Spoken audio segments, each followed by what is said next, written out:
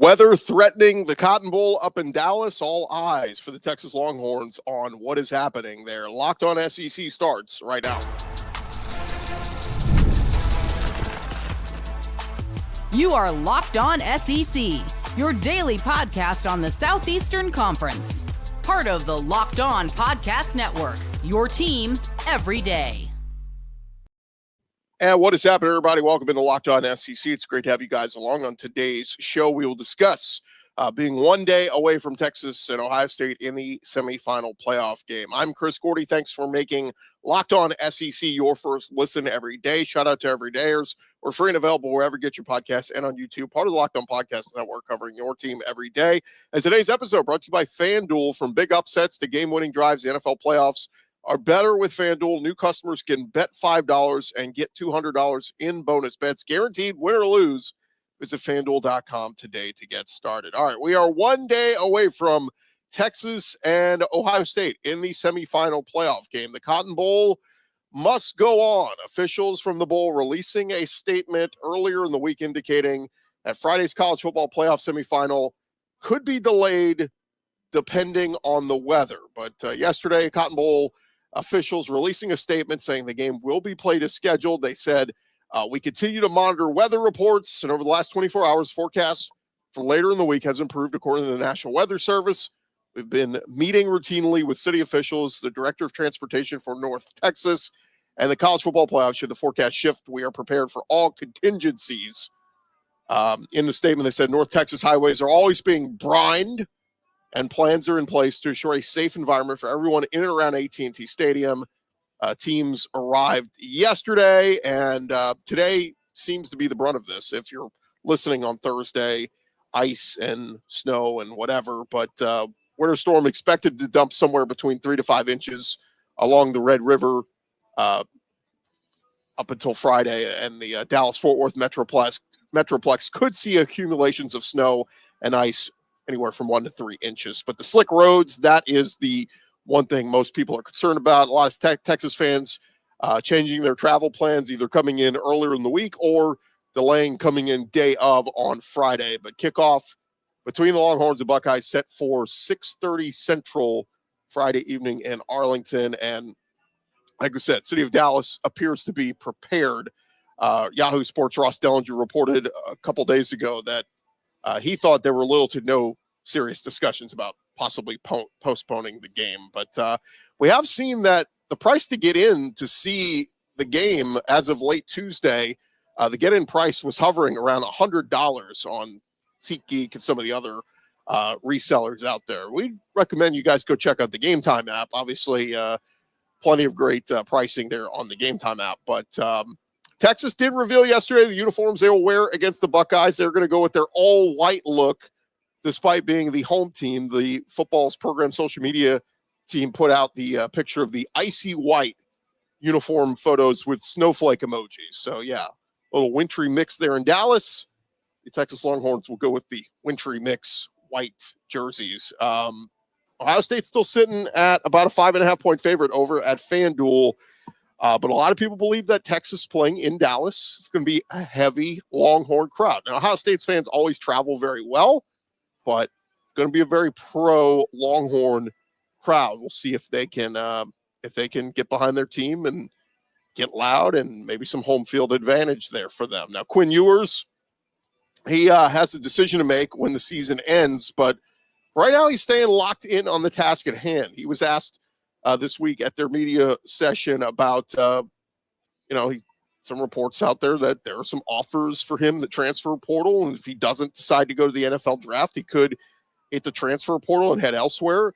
USA Today's Dan Walken reports Ewers said, right now I'm just not worried about all that stuff. People can say all they want to say, but I'm just focused on Friday at this point in time.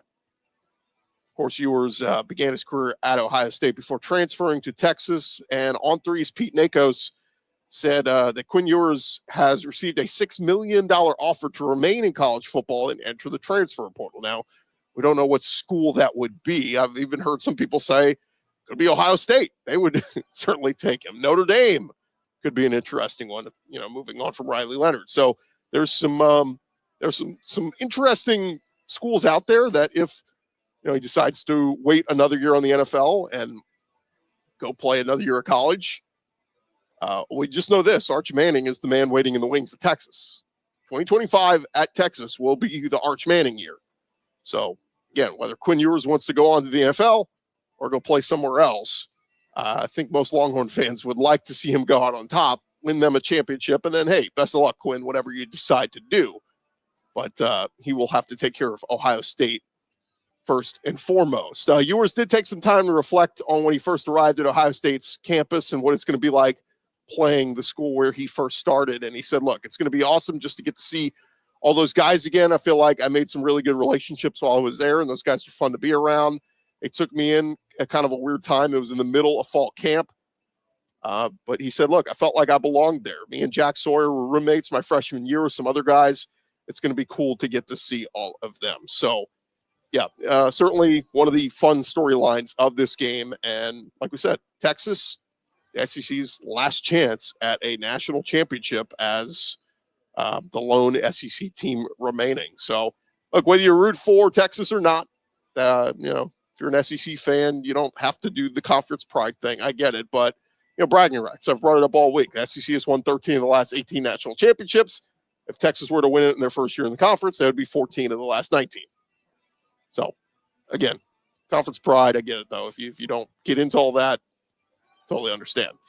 Hey, how about Steve Sarkisian? He was announced yesterday as a finalist for the Bear Bryant Awards, one of 8 on the short list as they head to the final phase. Full list of finalists, 2 guys from the SEC making the list. There's Sark and Shane Beamer at South Carolina. So shout out to Shane Beamer. Other coaches making the list: Marcus Freeman, Rhett Lashley, Jeff Munkin, Kenny Dillingham, Kurt Signetti, and Spencer Danielson. So plenty of great candidates there. But the award, of course, named after Alabama head coach Bear Bryant. The last recipient last year was Mike Norvell of Florida State. Sark was named a finalist last year following Texas's run to the college football playoff. So we'll see. The award ceremony will take place in a couple of weeks on January 22nd. One other Texas note here. If you missed this earlier in the week, Jay Hartzell, the 30th president of the University of Texas, announced he's leaving Austin to head to SMU. So we've talked all about the fundraising and everything that SMU has done to, try to take their program to the next level. They've been getting a lot of donor money coming in. They've got a lot of people with rich pockets. In fact, so much so, they joined the ACC and basically said, look, we know we're not getting any TV money. We don't care. We just want to be part of a bigger conference. But Jay Hartzell, president at University of Texas, leaving the Longhorns to head up to Dallas to be the president at SMU. So Texas will have to make a replacement hire there. So we'll see what they end up doing there. But hey, nonetheless, like we said, Texas taking on Ohio State, and we'll see if they can win this one. They can win this one, they will advance and go play for a national championship against the winner of Notre Dame versus Penn State. And again, conference pride on the line. If you get down with rooting for the SEC, then go Texas. But there's plenty of other reasons. I get it. I was talking with some LSU people, some Alabama people, some Auburn people saying, look, we've lost recruits to Texas, so why do we want Sark to win? We literally get into recruiting battles with the Longhorns. We don't want them to win a national championship, especially their first year in the conference. But on the flip side, Texas, felt like maybe little brother all year coming into the big bad new SEC. You could certainly flip it on them and go, hey, look, first year in the conference, we came in and won the whole damn thing, won the national championship. So nonetheless, it's going to be a lot of fun, and we'll have some coverage for you right here on Locked On SEC from that game on Friday night in Dallas. All right, thank you guys for making Locked On SEC your first listen every day. Coming up next, we'll get to the latest with the transfer portal and other tidbits here on Locked On SEC. Stay right there. Hey, first, I want to remind you today's episode presented to you by our friends at Rocket Money. And look, did Rocket Money help you find any subscriptions you forgot about or that you were paying for twice? It has happened to me. You have a few subscriptions that you don't even realize that you're still paying for. Rocket Money, they make it so easy for you to track them all down. It is like having a personal assistant for your finances. Rocket Money is a personal finance app that's going to help you find and cancel your unwanted subscriptions, monitor your spending, and help lower your bills so you can grow your savings. It brings everything together in one place, whether it's subscriptions, your spending habits, or even the goals you want to hit this year. Rocket Money has over 5 million users and has saved a total of $500 million in canceled subscriptions, saving members up to $740 a year when you use all the app's premium features. Go cancel your unwanted subscriptions and reach your financial goals faster in 2025 with Rocket Money. Go to rocketmoney.com/lockedon today. That's rocketmoney.com/lockedon. rocketmoney.com/lockedon. Cancel your unwanted subscriptions today.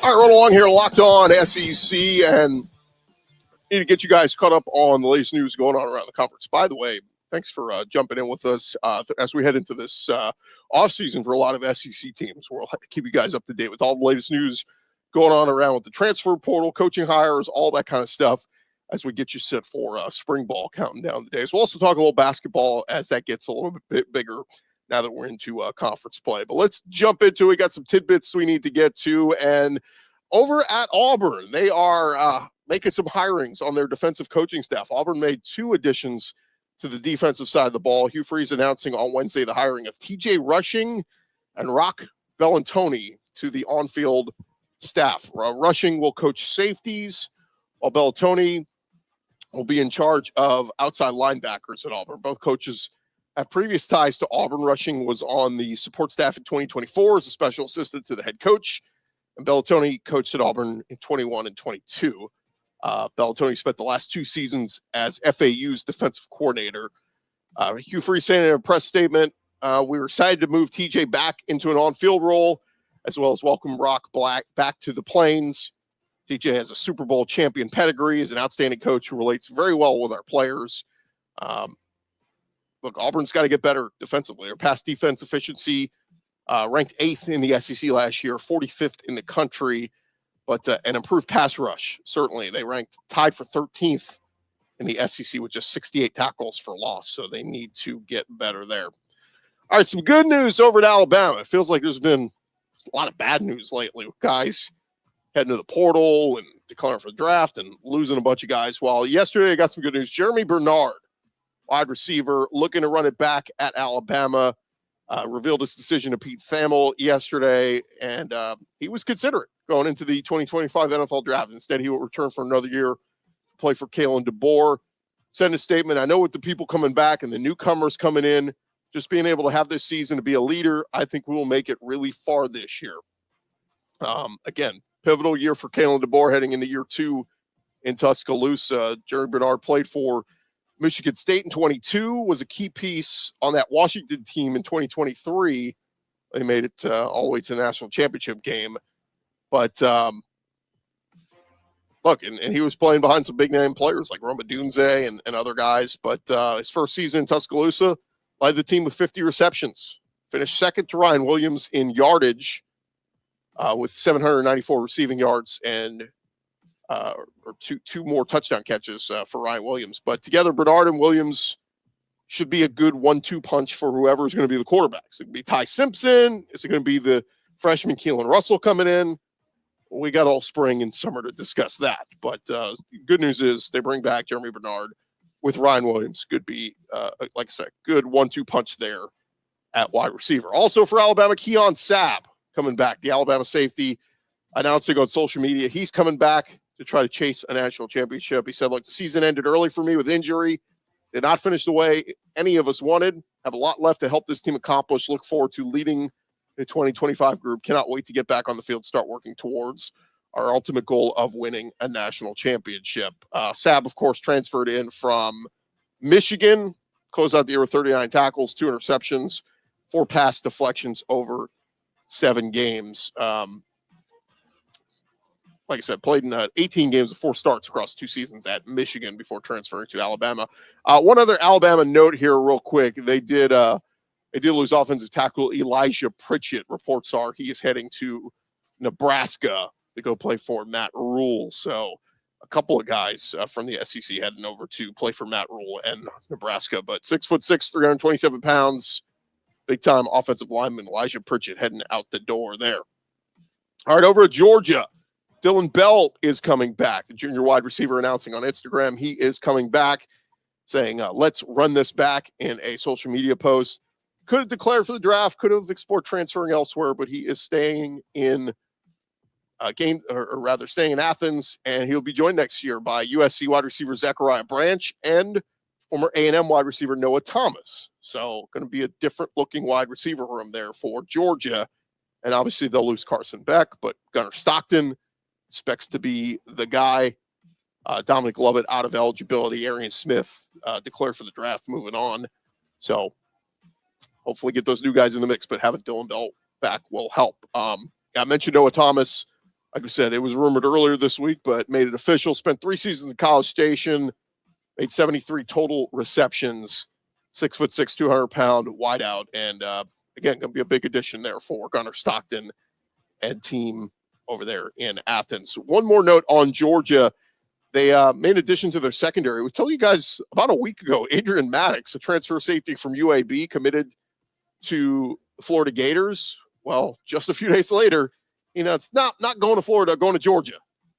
So Adrian Maddox, the transfer safety from UAB, now going to Georgia. I can't keep up with this stuff. Over at Arkansas, they added to their transfer portal, landing former Auburn defensive back Caleb Wooden. 6'1", 192 pounds, finished out the year with 17 tackles, an interception, and 2 pass breakups. Started 6 of the 10 games he played in. This will be his final year of eligibility, and see what he does with the Razorbacks. Becomes the 19th transfer to join the Razorbacks. They have been very active. Over at South Carolina, they picked up an addition out of the transfer portal, former Utah State running back Razul Faison, committed to Shane Beamer Company. He was listed as the number 4 player at the running back position in the portal. 5'11", 200-pound back, had offers from Florida State, Alabama, UCLA, UCF, and he chose the Gamecocks. Finished out this year with 1,100 rushing yards and 8 touchdowns at Utah State. He's versatile as well, can catch the ball out of the backfield, had 22 catches for 99 yards this year. Crossed the century mark 5 times this year. So very productive. Started his career at Lackawanna Community College in 2020 before transferring to Marshall. Then played a year at JUCO ball before joining Utah State. So he has certainly come up through the ranks, and he will have a chance to compete for that starting job with Rocket Sanders heading off to the NFL draft. So Razul Faison, keep an eye on him in the backfield there for the Gamecocks heading into next year. Obviously, we know how good Lenore Sellers is running the football, but they're going to hopefully use him in that offense heading into 2025. All right, thank you guys for making Locked On SEC your first listen every day. Still more to come here on Locked On SEC. Keep it locked right here.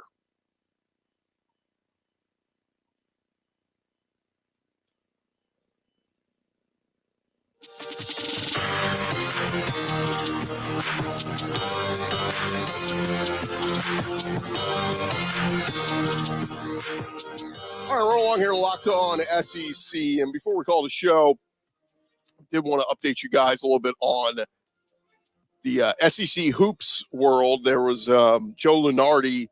He put out his latest bracketology. Again, we're very early in the realm of bracketology, where, I mean, I guess never too early to look at that stuff. But he's got 13 SEC teams in his latest bracketology. He's projecting, like I said, 13 teams to make the men's basketball tournament later this spring from the SEC. So, look, that'd be monumental if it happens. But he has the SEC earning 2 1 seeds. He's got Tennessee, who of course was the number 1 team before they lost earlier this week. But on the bubble, he's got Vanderbilt and Mizzou amongst his last 4 teams in, and there is potential for a 14th SEC team. He's got Texas among his first 4 out group. The only 2 SEC teams to not make his projected field or bubble are South Carolina and LSU. So still a long way to go, but the SEC could be in position to shatter the previous record for most bids from one conference. That record was 11 set by the Big East back in 2011. SEC's season off to an interesting start so far. We saw some upsets on Tuesday. Florida beat the hell out of number 1 Tennessee at home, 73-43. So they're both 1-1 in the conference. Auburn improved to 2-0. They beat Texas 87-82. Georgia beat up Kentucky at home 82-69. So that took after Kentucky's big win over Florida on Saturday, it knocks them down to 1-1. Georgia's 1-1. Mississippi State beat up on Vanderbilt, so they are 2-0 in the conference. Vandy's 1-1. Missouri beat LSU, so Missouri proves to 1-1. LSU drops to 0-2. And then last night we had Alabama. They improved to 2-0, beating South Carolina by 20. So South Carolina's winless in the conference. And then Ole Miss goes into Arkansas and beats the Razorbacks 73-66. So John Calipari was 11-2 in non-conference, but Arkansas is now 0-2 to start conference play. That is not what they wanted. And then in the later game last night, Oklahoma took care of business against Texas A&M. So that puts them both at 1-1. So I was doing some interviews this week. People are asking me about, the SEC basketball this year and what it's going to be like. I said, look, they're just going to beat up. It's just going to be everybody beating up on everybody, right? There's going to be these roller coasters. You're going to react to, oh my God, what a monster win for this team. And then it's going to go, all right, and you're going to have a letdown loss next. It's just the ebbs and flows of the season. And I think that's just how it's going to work over the course of the season. But yeah, I love Joe Lunardi projecting the SEC to get possibly 13 teams, and could be a really, really fun season for SEC hoops action. And yeah, like I said, it's been a lot of fun, and we'll have some good matchups coming on this Saturday. Auburn will look to improve the 3-0 going to South Carolina. You'll have Texas hosting Tennessee, and Texas winless. That certainly is one that they're going to want to have. Alabama's going to A&M. That'll be a hot ticket in College Station. Kentucky goes out to Mississippi State, who is 2-0. So a chance for Mississippi State to get a huge resume win and knock off Kentucky and stay undefeated in conference play. So a lot of good games and action happening this weekend. Hey guys, keep it locked to Locked On SEC. We will have more content for you. We're doing our SEC squad show still. So good discussion this week with our buddies, Zach Blackerby and Luke Robinson and John Miller. We'll get their thoughts on, are they rooting for Texas to win the national championship because of Go SEC? Or are they saying, the hell with Texas, don't care, they're the new kid on the block, and hey, would rather Ohio State or somebody else win it? So we'll talk about that with them, with our squad show, and then we'll have you guys set with some coverage from Dallas, whether Texas wins or loses. We'll have reaction for that for you right here on Locked On SEC. But I'm Chris Gordy. Again, thank you guys for making us your first listen every day. Come on back and check us out each and every day right here on Locked On SEC.